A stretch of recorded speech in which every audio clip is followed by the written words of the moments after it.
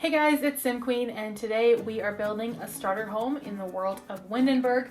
We are finally starting in a new world, and I'm really excited about it, especially because there's going to be a mix of everything. I feel like Newcrest was, it was a clean slate, so it was just all suburbans with no community lots at all and no renovations at all. And then Magnolia Promenade was all community lots, so this one is going to be a mix of everything. I'm going to renovate existing lots, I'm going to build new ones, and I'm just excited to be here.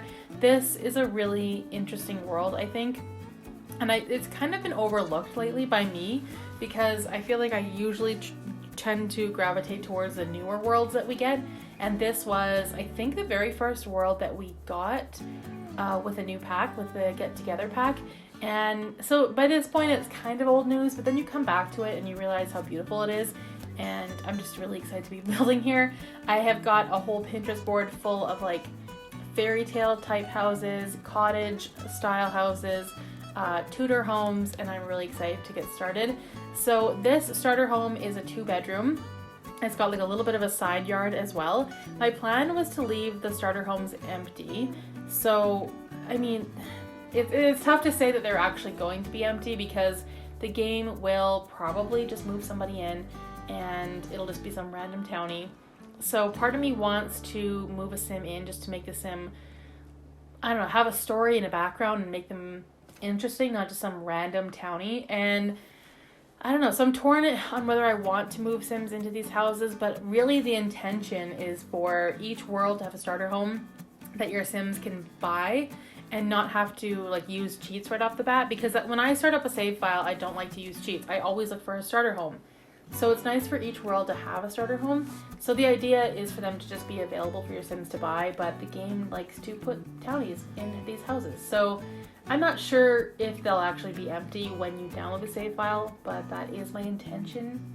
I really want them to be empty, but not empty of furniture, empty of sims. I do furnish them just because I guess it makes it easier to use up the money for the budget.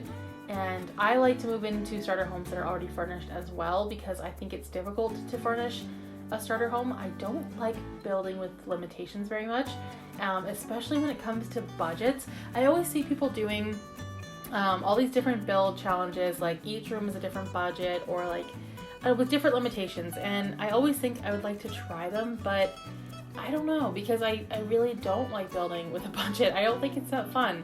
And some people think it's really challenging and interesting, but for me, I don't know. I want to be able to use all the packs. And that's another thing, is that a lot of others, YouTubers that I watch, actually not a lot, but a few, don't use all the packs. And I always think I understand why, because you want for other people to be able to download the build as well on the gallery, and not everyone has the packs, which I understand, but I feel like I paid for them, so I really want to use them all.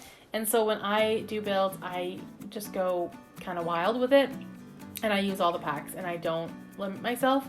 And so on the gallery, I don't have a ton of downloads, and that's probably why, is because I don't even think about which packs I'm using. I use any item I want. I just reach for anything, and I don't really think about that. And I do get some comments on the gallery saying why do you use so many packs? And I guess the reason is because they're available, so I want to use them, and the packs are expensive, and I don't want to just not use them. So that's kind of my reason for that. Especially, I don't know, for starter homes, I could see maybe having some limitations, but I don't want to. I just don't want to. So that's kind of my reason for that. That is why I just build with whatever I want to use. It's just because I have this stuff and I really want to be able to use it and not have those limitations. And I feel like the builds that I do are more for the entertainment, for the YouTube video, and not so much for the downloads on the gallery. I don't care too much about that. And then also, if you do download something that uses packs that you don't have, you can just get rid of those. The game will get rid of those items for you, but you can just replace those items with things that you do have in the game. So I feel like it's not the end of the world to just use up packs you have, and if someone downloads it, they'll be missing a few items, but they can just put their own in and you still get the general idea. So that's kind of why I go overboard with the packs. And I felt like I had to address that because I have been getting comments on the gallery asking me why I use so many packs. and that's pretty much why. Not in YouTube. Nobody ever asked me in the comments on YouTube. I think they just know that that's kind of, it's more for the YouTube video itself, not so much for the downloads on the gallery, so I don't worry too much about that. But yeah, anyway, back to the build, enough about my rant about using all the packs. So I did build like a little office area, which I was gonna have be another bedroom, but I thought I'd just make a little office. It was actually a dining room to begin with. I changed my mind a lot, but now it is an office, and you can turn that into a bedroom if you need a second one.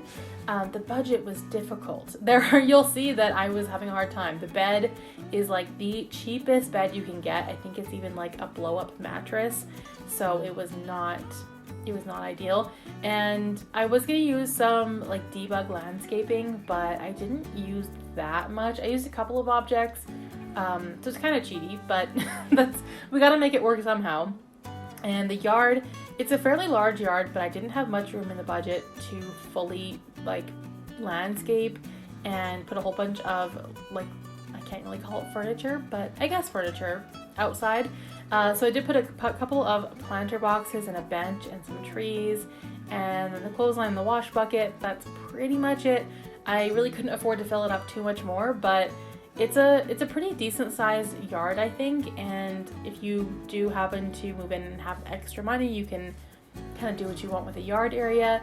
But yeah, that's pretty much it for the outside. I did put down, of course, that little Windenburg type mailbox. I thought it was just so cute for this, and a couple of those little street light things. They look like street lights, but I just thought they were kind of cute, and this house is in kind of a bit of a corner, and so I wanted it to be well lit up. And yeah, that's pretty much it for this little starter home. You can download it on the gallery. My origin ID is SimQueen1992. If you guys enjoyed this speed build, please give it a thumbs up, comment down below, and I will see you guys in the next video.